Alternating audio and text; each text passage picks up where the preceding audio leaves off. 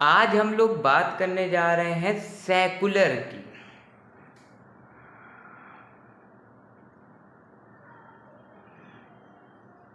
क्या होता है सेकुलर? देखो, वर्ल्ड में बहुत सारी कंट्री है। हमारा इंडिया जो है वो सेकुलर कंट्री है। क्या होता है सेकुलर कंट्री का मतलब?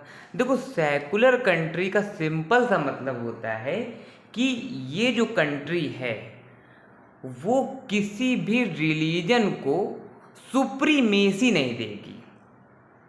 समझ में आ रहा है? यहाँ पर सिर्फ relation between man and man चलेगा। लोगों का लोगों से व्यवहार चलेगा। ये सेकुलर कंट्री कहती है।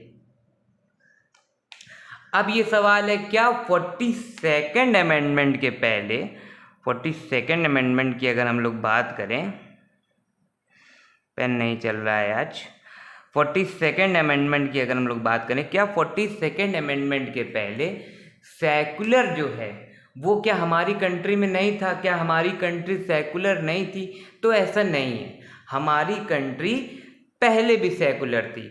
अगर आप लोग आर्टिकल 25 से लेके आर्टिकल 28 तक पढ़ें जो राइट टू रिलीजन की बात करता है, और इवन आप प्रियम्बल भी पढ़ें, तो उसमें एक लाइन आती है, liberty of thought, believe, worship.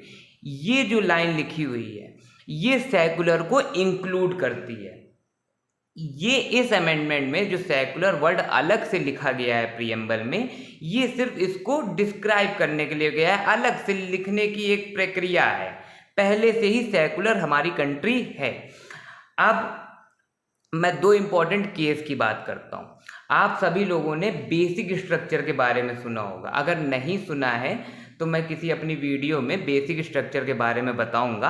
अभी आप इतना समझ लीजिए कि बेसिक स्ट्रक्चर का सिंपल सा ये मतलब होता है कि जो जिस चीज को बेसिक स्ट्रक्चर कह दिया जाएगा उसको चेंज नहीं किया जा सकता, उसको इस कॉन्स्टिट्यूशन से हटाया नहीं जा सकता।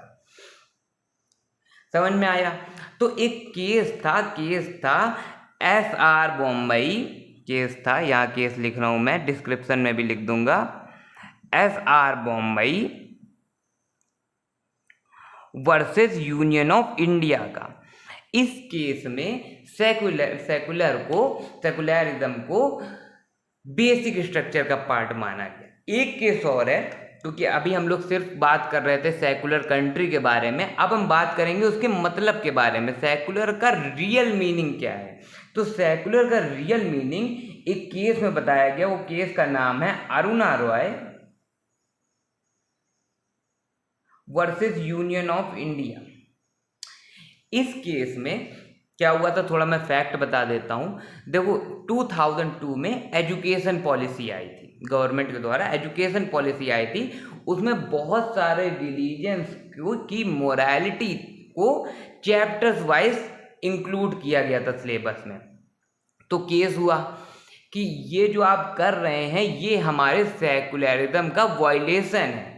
तो सुप्रीम कोर्ट ने कहा कि नहीं, कंट्री इस तरीके से चलनी चाहिए जिसमें सभी धर्मों का आदर हो, निरादर ना हो। उन्होंने गांधी जी के प्रिंसिपल को लिया जो था सर्वधर्म समभाव, सभी धर्मों का समान रूप से आदर करना चाहिए। हम लोगों को इस कॉन्सेप्ट से उभरना चाहिए, सर्वधर्म अभाव। हम लोग को सर्वधर्म अभाव नहीं करना चाहिए, हम लोगों को सर्वधर्म समभाव रखना चाहिए। आई होप आपको ये मीनिंग समझ में आया होगा। अच्छा लगा हो तो लाइक कीजिएगा, सब्सक्राइब कीजिएगा आने वाली वीडियोस के लिए। Thank you.